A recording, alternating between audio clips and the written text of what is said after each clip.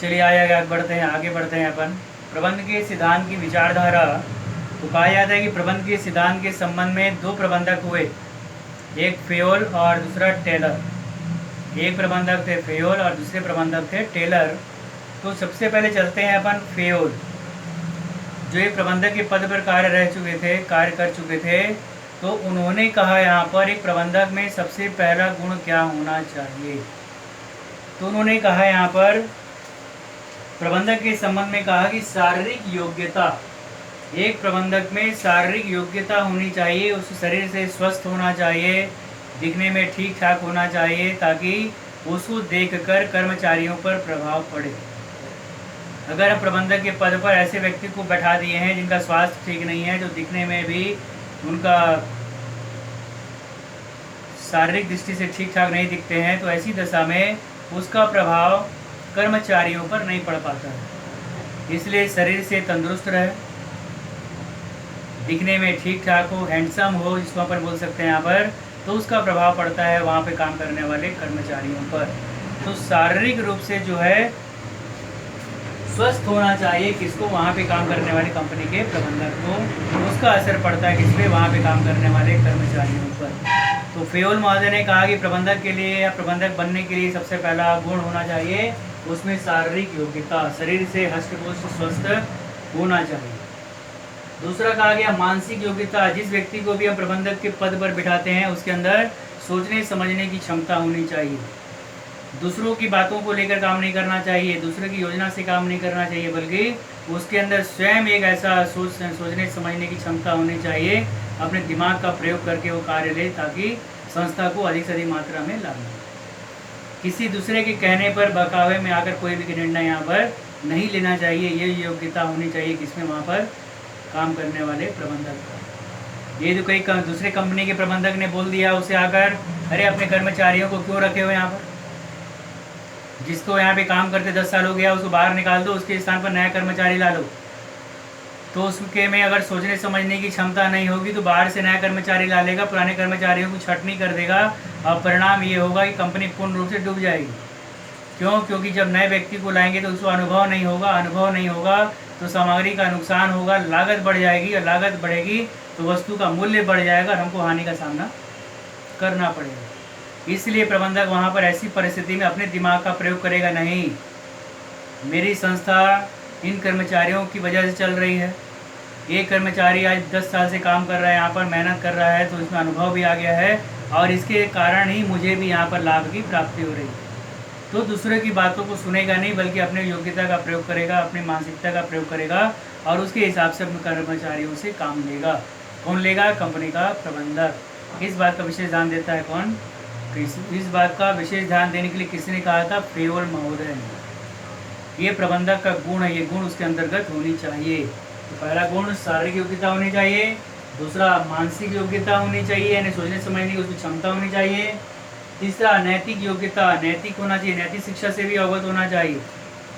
ये नहीं कि मैं प्रबंधक के पद पर बैठ गया तो अपने नीचे काम करने वाले कर्मचारियों को हे दृष्टि से देखूं, जब देखूं तब उनका मैं अपमान कर दूं, क्योंकि मैं प्रबंधक हूं, अब वो नौकर है, कर्मचारी है। जब ये दृष्टिकोण हो जाएगा तो उस दृष्टिकोण को अपनाने के बाद कर्मचारियों का मनोबल गिर जाएगा, और फिर जो उत्पादन मिलना चाहिए उस उत्पादन की प्राप्ति हमको वहाँ पर नहीं मिलेगी। इसीलिए नैतिक गुण मतलब अच्छा व्यवहार करें, सबके साथ समान व्यवहार करें, सबको समान रूप से इंक्रीमेंट करें, है ना, सबको समान रूप से देखें,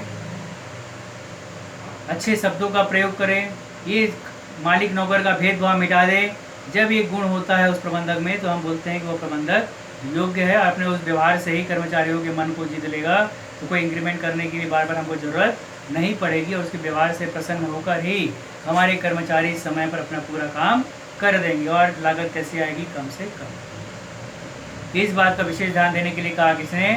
फेयोल ने। जो कौन थे? एक प्रबंधक थे।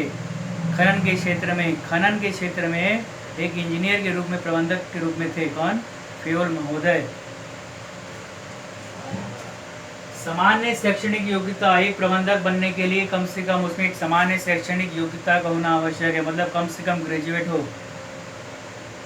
इसके बाद अगर मान लो उसने MBBS का कोर्स कर रहे हैं, मैनेजमेंट का कोर्स कर लिया है तो अच्छी बात है, नहीं किया है तो पढ़ा लिखा हो, ग्रेजुएट हो, ऐसे व्यक्ति को हम क्या बना सकते हैं, कंपनी का प्रबंधक। इसलिए कहा गया है कि उसको यहाँ पे कम से कम सामान्य शैक्षणिक योग्यता हो, क्योंकि जिस व्यक्ति के अंदर सामान्य ज्ञान होगा, शैक्षणिक योग्यता होगा, ग्रेजुएट होगा, पढ़ा लिखा होगा, उसी के अंदर सोचने समझने की क्षमता होती है। लेकिन अगर हम ऐसे व्यक्ति को प्रबंधक बना दिए जिसमें कोई ज्ञान नहीं है उसके अंदर, उसमें सोचने समझने की क्षमता भी नहीं रहेगी और दूसरे के कहने पर अपना काम करता है। इसलिए कहा गया कि प्रबंधक के अंतर्गत सोचने समझने की क्षमता होनी चाहिए। और सोचने समझने का काम कौन करता है, एक व्यक्ति जिसके अंदर भरपूर ज्ञान होता है वही सोचने समझने का काम करता है, और जिसके अंदर ज्ञान नामक कोई चीज़ नहीं होता वो सोचने समझने का काम कभी भी नहीं करता है। इसलिए कहा गया यहाँ पर शैक्षणिक योग्यता भी होनी चाहिए। दूसरा, अगला, तकनीकी योग्यता। कंपनी में जो भी काम हो रहा है उस काम के बारे में उसे कुछ ज्ञान होना चाहिए। अगर काम का ज्ञान होगा और जाएगा वो राउंड में जाएगा या कभी देखेगा, और कोई कर्मचारी अगर मान लो किसी वस्तु का निर्माण गलत कर रहा है तो तुरंत टोक देगा वहाँ, और वो गलती वहीं सुधर जाएगी जब उसे उस वस्तु के बारे में ज्ञान होगा तब। लेकिन अगर मान लो प्रबंधक तो बन गया, प्रबंधक बनकर बैठ गया, लेकिन उसको कुछ वस्तु के बारे में तकनीकी ज्ञान नहीं है, तो ऐसी दशा में प्रबंधक राउंड में भी जाएगा, उसके सामने अगला कर्मचारी गलत वस्तु का निर्माण कर रहा है, वो देखेगा, देखने के बाद भी उसको टोक नहीं पाएगा, बोल नहीं पाएगा, और वो वस्तु बनकर तैयार हो जाएगी, सामग्री का नुकसान हो जाएगा, लागत बढ़ जाएगी। क्यों ऐसा हुआ? क्योंकि उस प्रबंधक को तकनीकी ज्ञान का अभाव था। प्रबंधक तो हम बन गए लेकिन हमको उस कार्य के बारे में कोई जानकारी नहीं थी, इसलिए हमको हानि का सामना करना पड़ा। तो प्रबंधक को तकनीकी ज्ञान का होना भी आवश्यक है। इस बात का विशेष ध्यान देता है कौन? पेयोल। इसको ध्यान देने के बोला कंपनी के प्रबंधकों को। ठीक है, ये मुख्य बातें हैं इसके पेयोल के सिद्धांत के अंतर्गत। पहले चरण में प्रबंधकी योग्यता होनी चाहिए। प्रबंधकी योग्यता के अंतर्गत शारीरिक योग्यता, मानसिक योग्यता, नैतिक योग्यता, सामान्य शैक्षणिक योग्यता और तकनीकी योग्यता, ये सारे ज्ञान होने चाहिए किसके अंतर्गत? कंपनी के प्रबंधक के अंतर्गत। किसने कहा ये सब? पेयोल महोदय ने कहा। पेयोल कौन थे? तो ये भी एक प्रबंधक के रूप में काम कर चुके थे। ठीक है, आगे देखिए, चलिए आगे देखते हैं। इसी में अपन पेयोल के सामान्य सिद्धांत। तो आपको सबसे पहले ध्यान देना है कि पेयोल के 14 सामान्य सिद्धांत है। पेयोल महोदय ने 14 सिद्धांत बताया था कि अगर कोई कंपनी का प्रबंधक इस 14 सिद्धांत को ध्यान में रखकर काम करेगा तो कभी भी उसको हानि का सामना नहीं करना पड़ेगा। तो कुल कितने सिद्धांत हैं पेयोल के? 14 सिद्धांत, जिसमें चलते हैं अपन सबसे पहले कार्य आवंटन का सिद्धांत। तो पेयोल ने कहा कि एक अच्छे प्रबंधक को कार्य आवंटन के सिद्धांत पर विशेष ध्यान देना चाहिए। कर्मचारियों को उसकी योग्यता अनुसार ही कार्य को बांटना चाहिए। अगर योग्यता अनुसार हम कार्य को बांटेंगे तो समय पर कार्य भी पूरा होगा और किसी प्रकार से सामग्री का नुकसान भी नहीं होगा।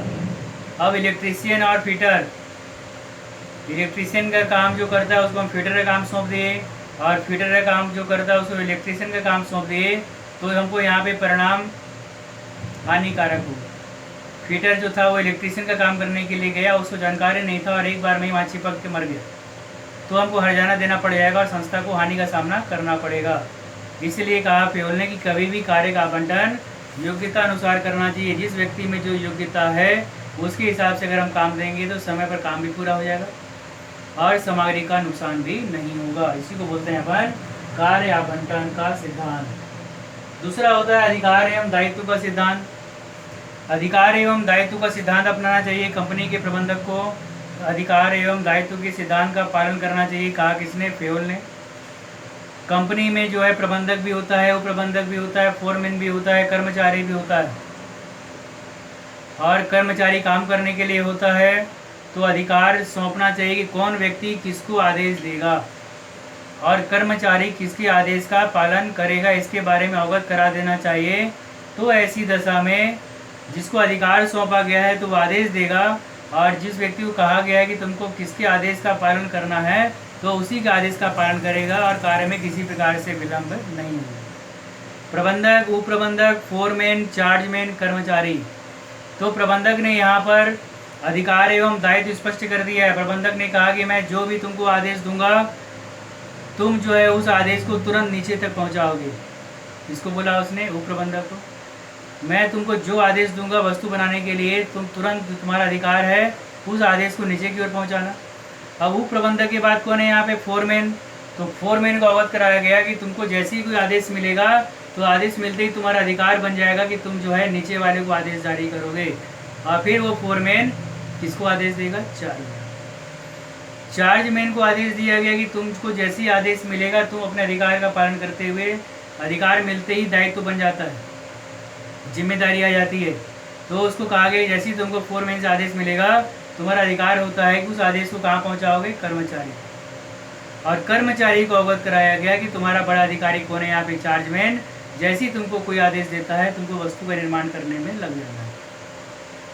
तो इस प्रकार से अधिकार और दायित्व, अधिकार सौंपते ही अगले व्यक्ति का दायित्व जन्म ले लेता है और फिर वो अपने दायित्व को वहाँ पे पूरी ईमानदारी से निभाता है और फिर वही आदेश ऊपर से नीचे की ओर पहुँच जाता है और कर्मचारी को आदेश मिलते ही वो अपने दायित्व को निभाता है और 8 घंटे में उस वस्तु को बनाने की कोशिश करता है। तो कहा फेवल ने यहाँ पे अधिकार एवं दायित्व के सिद्धांत को अपनाना चाहिए। और कौन अपनाएगा? ये कंपनी का प्रबंधक। वो अगले व्यक्ति को आदेश जारी कर देगा, अधिकार सौंप देगा और जैसे ही अधिकार सौंपेंगे उस व्यक्ति की दायित्व अपने आप पैदा हो जाएगा और जैसे ही दायित्व उत्पन्न होगा वो अपने दायित्व को पूर्ण जिम्मेदारी के साथ वहाँ पर निभाता है। इसलिए कहा गया, फेवल ने कहा कि प्रबंधक को अधिकार एवं दायित्व के सिद्धांत का पालन करना चाहिए।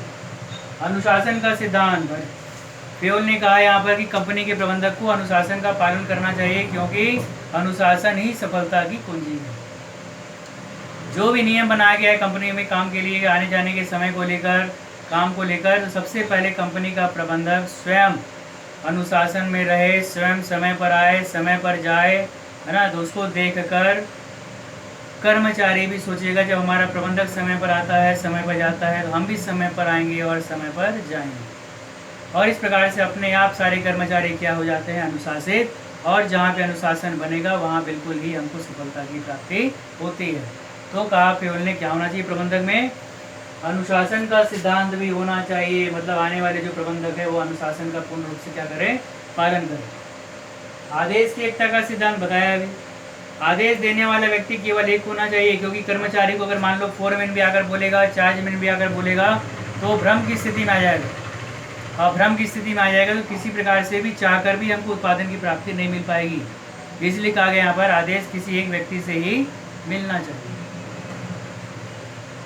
अधिकार सौंपे तो हम किसी एक व्यक्ति को अधिकार सौंपते हैं। यहाँ तुमको अधिकार दिया गया कि तुम अपने नीचे काम करने वाले अधिकारी को आदेश दो, फिर उसको कहा गया तुम अपने नीचे काम करने वाले अधिकारी को आदेश दो। तो इस प्रकार से कर्मचारी को बताया गया कि तुम्हारा अधिकारी कौन है यहाँ पर? चार्जमैन। और तुमको जैसी आदेश देगा तुमको उसके हिसाब से वस्तु का निर्माण करना है। इसलिए आदेश की एकता का होना अनिवार्य है। आदेश की एकता अगर नहीं होगी तो कर्मचारी भ्रम की स्थिति में आ जाएगा और भ्रम की स्थिति में आ जाएगा तो चाहकर भी किसी प्रकार से उत्पादन की प्राप्ति नहीं हो पाती है। इस बात का विशेष ध्यान देना है। ठीक, व्यक्तिगत हित के स्थान पर सामान्य हित का ध्यान देना, मतलब केवल अपने स्वार्थ को ध्यान में रखकर काम नहीं करेगा कौन? कंपनी का प्रबंधक।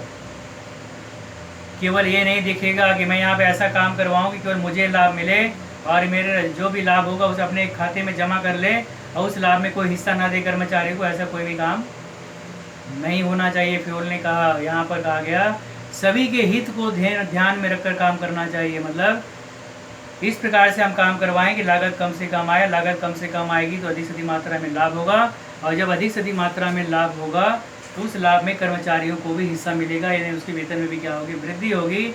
इस प्रकार से संस्था के विकास के साथ ही साथ कर्मचारियों का भी विकास हो जाएगा। इस बात का विशेष ध्यान कौन देता है? कंपनी का प्रबंधक। और ऐसा ध्यान देने के लिए किसने कहा? तो फेवल ने कहा। किसने कहा? फेवल।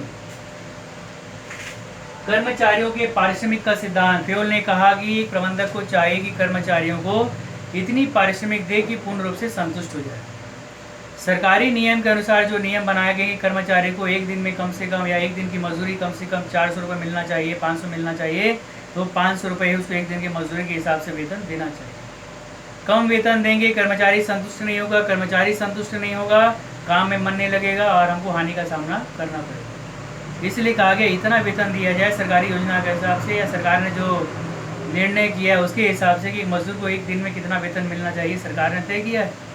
उसके हिसाब से अगर हम एक मजदूर को उसको वेतन देते हैं तो यहाँ पे वो पूर्ण रूप से संतुष्ट भी रहेगा और किसी प्रकार से उसके मन में कोई भावना नहीं आएगी और पूरी ईमानदारी के साथ, लगन के साथ अपने कार्य को पूरा संपन्न करेगा। ये कार्य होना चाहिए। ये काम भी कौन हो रहे हैं? वेतन के बारे में किसने कहा है यहाँ पर? फेयोल ने, कि संतुष्टिजनक पेमेंट या पारिश्रमिक हमें उससे वहाँ पर देना चाहिए, जिससे कर्मचारी पूर्ण रूप से क्या होता है? संतुष्ट। इन बातों का हमको विशेष ध्यान देना है। फिर देखते हैं आगे अपन यहाँ पर इसी में कर्मचारियों के पारिश्रमिक के बाद केंद्रीकरण का सिद्धांत। केंद्रीकरण का मतलब होता है जब आदेश देने का पूरा भार, पूरा अधिकार कंपनी का प्रबंधक अपने पास रख लेता है तो उसको बोलते हैं केंद्रीकरण। और विकेंद्रीकरण किसको बोलते हैं? जब आदेश देने का अधिकार कंपनी का प्रबंधक अपने अधिकारियों कर्मचारियों के बीच में बांट देता है तो उसको बोलते हैं विकेंद्रीकरण। फिर से सुन लेंगे एक बार। केंद्रीकरण जब आदेश देने का अधिकार पूरा अपने पास रखता है कंपनी का प्रबंधक तो उसको बोलते हैं केंद्रीकरण। और जब वही आदेश देने का अधिकार अपने अधिकारियों के बीच में, कर्मचारियों के बीच में बांट देता है तो उसको बोलते हैं अपन विकेंद्रीकरण। तो केंद्रीकरण करने से कंपनी के प्रबंधक की मानसिक क्षमता या सोचने समझने की क्षमता समाप्त हो जाती है। दिन भर वो आदेश देते रहता है तो चाह कर भी कंपनी के विकास के लिए योजना बनाने का समय उसके पास नहीं होता है और ऐसी दशा में संस्था को हानि का सामना करना पड़ता है। तो फेयोल ने कहा यहाँ पर कंपनी के प्रबंधक को अपने भार को अर्पित कर देना चाहिए, मतलब विकेंद्रीकरण कर देना चाहिए। जब अपने भार को हल्का कर देगा, आदेश देने के अधिकार को बांट देगा कर्मचारियों अधिकारियों के बीच में, तो वह पूर्ण रूप से स्वतंत्र हो जाएगा। और जब स्वतंत्र हो जाएगा तो अपने दिमाग का प्रयोग सोचने समझने में लगाएगा, शोध अनुसंधान में लगाएगा, जिसके कारण संस्था को अधिक से अधिक मात्रा में लाभ की प्राप्ति होगी। तो इसके ऊपर विशेष ध्यान देने के लिए कहा। किसने कहा? फेयोल ने। सोपान श्रृंखला या पदानुक्रमता का सिद्धांत। जब आदेश ऊपर से नीचे और निवेदन नीचे से ऊपर की ओर प्रवाहित होता है उसी को बोलते हैं सोपान श्रृंखला। फिर से ध्यान देंगे। जब आदेश ऊपर से नीचे की ओर और निवेदन नीचे से ऊपर की ओर प्रवाहित होता है उसी श्रृंखला को क्या बोलते हैं अपन? सोपान श्रृंखला। जैसे प्रबंधक आदेश देगा तो प्रबंधक से उपप्रबंधक से फोरमैन से चार्जमैन और चार्जमैन से कर्मचारी कोई निवेदन करेगा तो सीधा प्रबंधक के पास नहीं जाएगा, वो अपना आवेदन लिखेगा, लिखने के बाद अपने अधिकारी को देगा। किसको देगा? चार्जमैन देगा फोरमैन देगा उपप्रबंधक देगा प्रबंधक। और इस प्रकार से हमारा जो भी निवेदन था वो निवेदन ऊपर तक पहुंच जाता है और उसके हिसाब से प्रबंधक अपना निर्णय सुनाता है। इसी क्रिया को बोलते हैं अपन सोपान श्रृंखला। बूझे आदेश जिसमें ऊपर से नीचे को प्रवाहित होता है और निवेदन नीचे से ऊपर की ओर प्रवाहित होता है, उसी को बोलते हैं अपन सोपान श्रृंखला। ठीक है, आगे बात में याद रख।